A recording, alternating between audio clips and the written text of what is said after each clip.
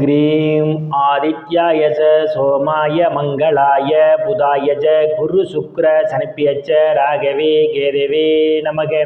உலகை கட்டி காக்கும் பரமேஸ்வரன் பார்வதியின் திருவருளால் அனைவரும் நலமுடன் வாழ அந்த எல்லாம் வல்ல இறைவனை வணங்கி நேயர்கள் அனைவருக்கும் எனது அன்பான வணக்கங்களை தெரிவித்துக் கொள்கின்றேன். அனைவருக்கும் எனது இனிய ஆங்கில புத்தாண்டு வாழ்த்துக்கள். இன்றைய பதிவிலே நாம் பார்க்க இருப்பது 2026 ஜனவரி மாதத்திற்கான ராசி பலன்கள். முதலில் கிரகங்களின் நிலைகளை பற்றி பார்க்கலாம். ஜனவரி மாதம் 1ஆம் தேதி வாக்கிய பஞ்சாங்கத்தின்படி மிதுன ராசியிலே குரு பகவான் பயணம் செய்து கொண்டிருக்கிறார். சிம்ம ராசியிலே கேது பகவான் பயணம் செய்து கொண்டிருக்கிறார். தனுசு ராசியிலே சூரிய பகவான், புதன் பகவான், செவ்வாய் பகவான், சுக்கிர பகவான் 4 கிரகங்கள் பயணம் செய்து கொண்டிருக்கிறார்கள்.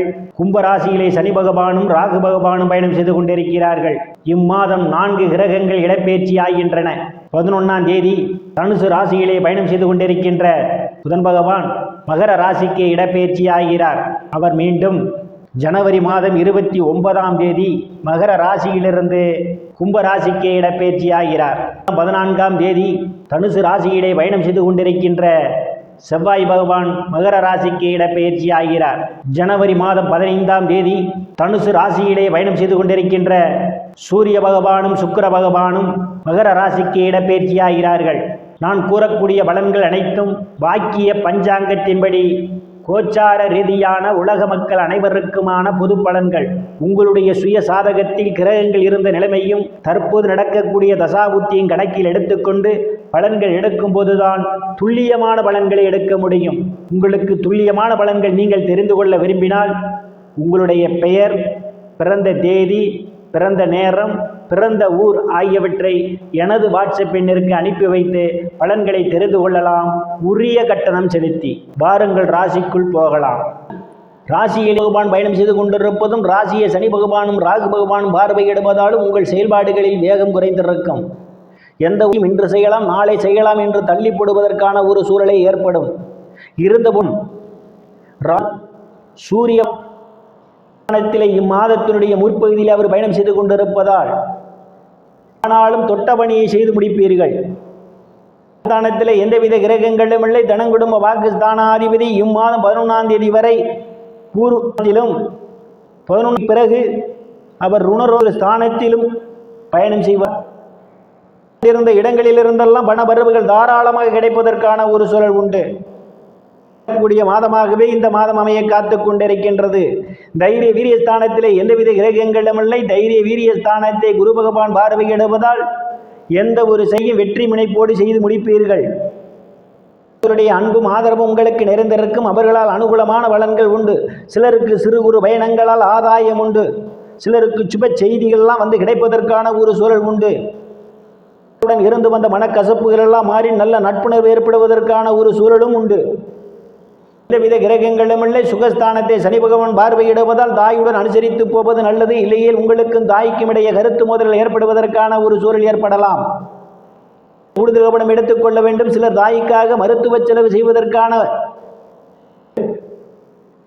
இம்மாதம் ராசிநாதன் பயணம் செய்து கொண்டிருப்பதாலும் பூர்வ புண்ணிய ஸ்தானத்தை பூர்வ புண்ணிய ஸ்தானாதிபதி குரு பகவானிடுவதாலும் எதிர்பார்த்து கொண்டிருப்பவர்களுக்கு குழந்தை பாக்கியம் கிடைப்பதற்கான ஒரு சூழல் உண்டு. சிலர் குழப்பெயர்ப்புகளும் ஏற்படும். சிலர் குழந்தை சுப நிகழ்ச்சிகளை நடத்துவீர்கள். காது குத்து, திருமணம் போன்ற சுப நிகழ்ச்சிகள் நடத்துவதற்கான ஒரு சூழலும் ஏற்படலாம். அவர்களுக்கெல்லாம் புதிய வாய்ப்புகள் தேடி வரும். கலைத்துறையின் மூலமாக கூடுதலான முன்னேற்றம் உண்டு. வேறு பிரச்சனைகளுக்கு மத்தியிலே உங்கள் காதல் திருமணம் நிறைவேறுவதற்கான ஒரு சூழலும் உண்டு.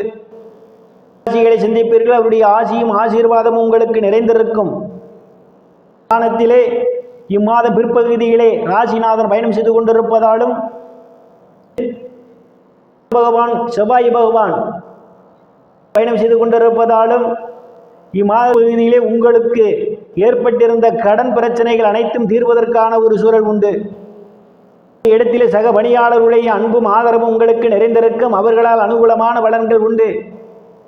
சனி பகவானும் ராகு பகவானும் பயணம் செய்து கொண்டிருப்பதால் கணவன் மனைவியிடையே ஒருவருக்கொருவர் அனுசரித்து போவது நல்லது. இல்லையே உங்களுக்குள் கருத்து மோதல்கள் ஏற்படுவதற்கான ஒரு சூழல் உண்டு.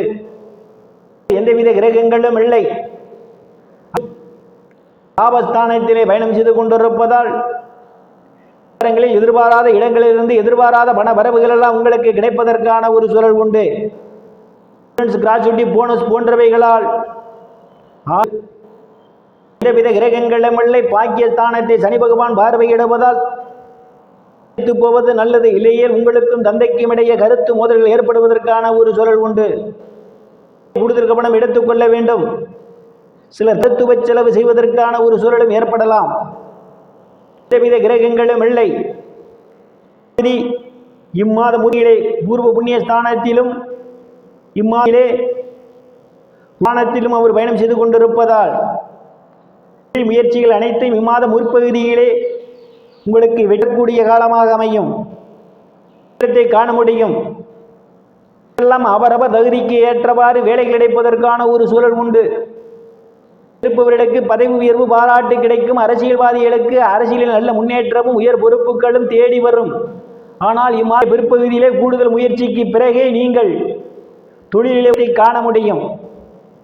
குரு பகவான் பயணம் செய்து கொண்டிருப்பதால் அன்பும் ஆதரவும் உங்களுக்கு நிறைந்திருக்கும். அவர்களால் அனுகூலமான பலன்கள் உண்டு. நண்பர்கள்லாம் உங்களுக்கு பக்க பலமாக இருப்பார்கள்.